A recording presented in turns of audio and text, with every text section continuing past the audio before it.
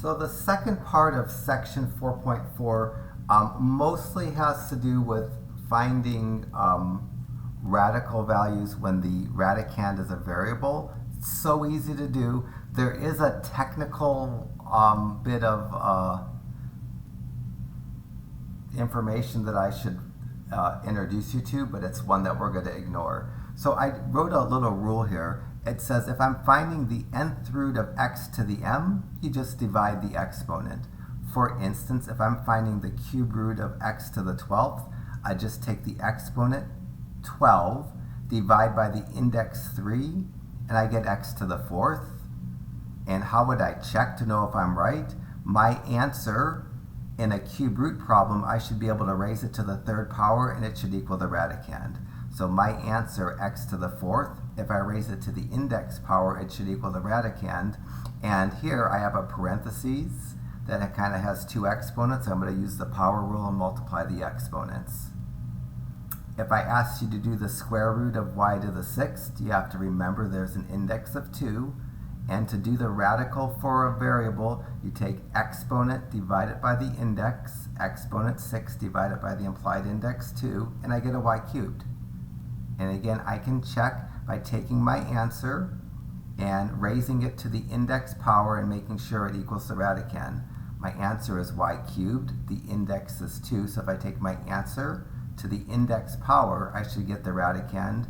And to simplify this, you multiply exponents, so you do just fine. If we have a product and not just a single variable under a radical, to do the square root or the nth root of a product, you just do each radical separately.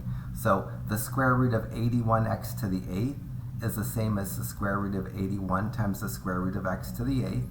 The square root of 81, I know I can pull it off my sheet. If I don't know it, I could use my calculator if I don't know it. The x, I'm going to take its exponent of 8 and divide it by the implied index of 2. That's assumed in a square root problem. And I'll get 9x to the 4th. And of course I can check. Anytime I write an answer to a square root problem, I should be able to square my answer and get the radicand. So I took my answer of 9x to the 4th, and I'm going to square it. To do the algebra here, I'm going to attach the exponent to the 9. I'm going to multiply the exponent by the 4. The 9 squared is 81. The exponent becomes 8 when I do it. So it works just fine. Similarly, the cube root of 125x to the 6th is the same as the cube root of 125 times the cube root of x to the 6th. Cube root of 125 is 5. For the x, I'll divide its exponent and get 5x squared. And this rule can be used in reverse. If I don't know how to find the square root of x cubed because I get a fraction, if I have a multiplication, square root of 4x cubed times the square root of 9x, the reverse of this says if you have two square roots being multiplied, you can multiply and turn them into one square root. This rule says if I have a radical that has multiplication, I can split it into two radicals. Here, if I have multiplication under radicals, I can multiply. There is definitely a caveat here. If one of these would represent an imaginary number, then I can't do it. And even this rule here, if we start getting in the world where we have no solutions in imaginary numbers, these rules only apply if the radicals exist. There aren't no solutions. So the square root of 4x cubed times the square root of 9x is the square root of 4x cubed times 9x. If I multiply these, I'd get the square root of 36x to the 4th. Now I can use the rule to say the square root of 36x to the 4th is the square root of 36 times the square root of x to the 4th, which is 6x squared. Too much. Maybe I'll punt on this and I'll explain the more complicated rules as we get into the problems. There is one subtlety that I wouldn't even seem like a subtlety to me. But if I'm doing the square root of, let's say, x squared, this is the principal square root symbol. My answer is supposed to be positive. If I blindly do this, do x to the 2 over 2 power and say this is x to the first power, which is x. Well, it looks like my answer is positive because I don't see a negative sign. The problem is x is really covering up a number. I'm supposed to be able to like pull, x, if x was, like a piece of tape, I could pull back the piece of tape and figure out what x equals. X is just holding a place for the number that it equals to, and that number could be positive, that number could be negative. I don't know, even though I don't see a negative sign, I don't know whether x represents a positive or negative number. It's technically appropriate anytime the index is even and we're dealing with a letter, it's technically appropriate to put absolute value signs around the letter to make sure my answer is positive and that x doesn't represent a negative number. To avoid this technicality, we just assume the variable represents a positive number and we assume this doesn't represent a negative number. And if we make that assumption that all the variables in the problems are holding the place for only positive numbers, then we don't need absolute values. And when I introduced this rule, I slipped over this because I hadn't got to the theory yet. So for any time I'm using this rule, if the index is even, I will assume that the variables are positive numbers so that I don't have to worry about absolute values. And I don't want you to fret with absolute values. I think they're a little too complicated and I can't, some Math 115 teachers might on one test put a problem that requires an absolute value, but I can't ever remember requiring an absolute value for a radical in a college algebra class. And when you might really need the absolute values, you're going to be high enough in math that that little bit of theory won't seem so strange. Right now, if it didn't make any sense, it's okay. If it made sense, that's fantastic. You're probably prepared to go pretty high in math. But if not that big of a deal. Wouldn't have made any sense to me in this class, and I was a pretty good math student. So let's just do a bunch of radicals now with variables, just by using the rule to divide the exponent by the index. So in 38, I'm doing the square root of y to the 10th. I'm assuming the variables represent positive numbers, so I don't need absolute values. The index in 38 is an implied 2. I'm going to reduce by taking the exponent of 10 and dividing it by the index of 2. My answer is going to be y to the 5th. Can't even see 40, so let's do 39. I would just write an answer down. The answer can be found by taking the exponent 6, dividing it by the index 3, which gives me x squared. For problem 42, I need to think of this as the square root of 16 times the square root of b squared, and I'm going to emphasize there's an index of 2. I have no idea why I would put a 6 and a b in the same question, because boy, my 6's and my b's look remarkably similar. The square root, either you're going to use your calculator, know it in your head, or you're going to use this sheet. I have most of them memorized. I'm not going to flash this sheet every time, knowing that you could just print it out to look at it. Square root of 16 is 4. And for the b, I'm going to divide its exponent by 2 and get b to the first power. I don't need to write an exponent when it's a 1. For 44, I'm going to do the cube root of 27 times the cube root of y to the 9th. The cube root of 27 I have memorized to be 3. To do the cube root of y to the 9th, I'm going to divide the exponent 9 divided by the index 3. And when I do that division, I stop writing the radical sign. I'm not checking my answers, but I could. I could cube my answer, and it's going to equal 27y to the 9th. If I wanted to on 44, or if I wanted to on any of these, I could take my answer, raise it to the power of the index, and it should equal the radicand. To do my checking, I took my answer, raised it to the power of the index, and now I'm going to simplify this. This is going to be 3 to the 3rd power, y to the 3 times 3 power. 3 to the 3rd power is 27. 3 times 3 is 9, and I get the radicand. makes you have to remember the rules from the last section in simplifying. I'm going to skip 46 and go on to 48. 48, it's a fraction that has multiplication in the numerator. I'm going to break the numerator up into the product of two square roots, and I'm going to separate the numerators and the denominator. I would just write an answer down without showing this step if I could do it in my head. In the numerator, the square root of 9 is 3. For the x, I'm going to divide the exponent 10 by the assumed index of 2 and get x to the 5th power. And in the denominator, the square root of 16 is 4. There's no need to do a bunch of work.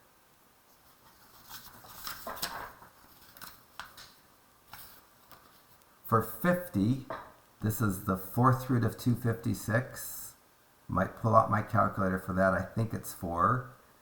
Times the 4th root of x to the 4th over the 4th root of y to the 8th times the 4th root of z to the 12th. Just so I don't write something down that's not right, shift exponent 4th root of 256. It is 4. So in the numerator, the 4th root of 256 turns into a 4. The x is going to have an exponent of 1 because I'm going to divide 4 by 4. The y is going to have an exponent of 2 because I'm going to divide 8 by 4. And the z is going to have an exponent of 3. If you can write the answer down without showing the steps in the middle, better than showing the steps. I'm just worried about the answer. If I was doing problem 51, I would do square root of 9, which is 3. Put that in the numerator. Square root of 16, which is 4. Put that in the denominator. And then for the x, the exponent is 2, the index is 2. I get x to the 2 over 2, which is x to the 1. I would just write as x. So the answer to 51 is 3 over 4x. Maybe I wrote too many of these problems. I feel like I did. Let's do 55. 55, I need to know the square root of 1. Whatever it turns into, I write it in the numerator. I need to know the square root of 49. And I need to know the square root of x squared. The radical of 1, regardless of the root of 1, regardless of the index, is 1. Square root of 49 is 7. And for the x, it's a square root, so the index is implied 2. I'm going to take the exponent of 2, divide it by the index of 2, and get an exponent of 1, and I don't need to write the 1. The problems that I started talking about, then stopped talking about, are these. Here you need to multiply first and then reduce. So in problem 58, the square root of 2x times the square root of 8x to the 5th is the square root of 2x times 8x to the 5th. If the indices are the same, you can multiply the radicands as long as neither of the radicands represents an imaginary non-solution number. This rule will break down if one of these is an imaginary number, but because I'm assuming all the variables are positive, there's no make-believe numbers, no solutions that are going to come up. So now I'm going to multiply the coefficients of 2 and 8 and get 16, add the exponent of 1 and 5 and get 6. And if I want to be really detailed, I square root the 16 separately from square rooting the x to the 6th. The square root of 16 is 4. For the x, I divide the exponent of 6 by the implied index of 2, and I get 4x cubed. I'll be more efficient and do 59 with you. In 59, when you multiply 2 cube roots, you get another cube root. I'm going to multiply the coefficient of 2 times the coefficient of 4 and get an 8. I'm going to add the exponent of 2 and add the exponent of 7 and get an x to the 9th. And now I'm going to cube root the 8, which is 2. And I'm going to divide the exponent of 9 by 3 and get 2x cubed for my answer.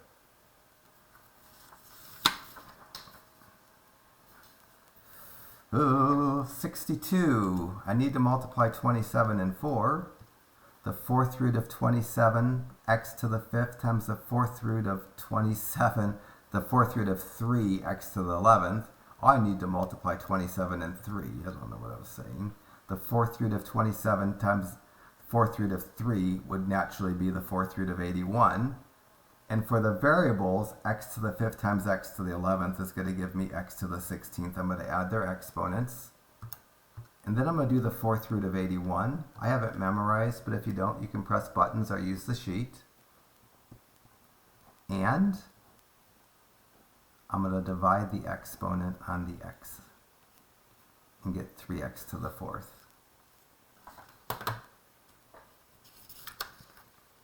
In problem 64, I'm going to need to reduce the fraction first. The square root of 32x to the 7th divided by the square root of 2x in separate square roots is equal to the square root of 32x to the 7th over the square root of 2x in a single square root.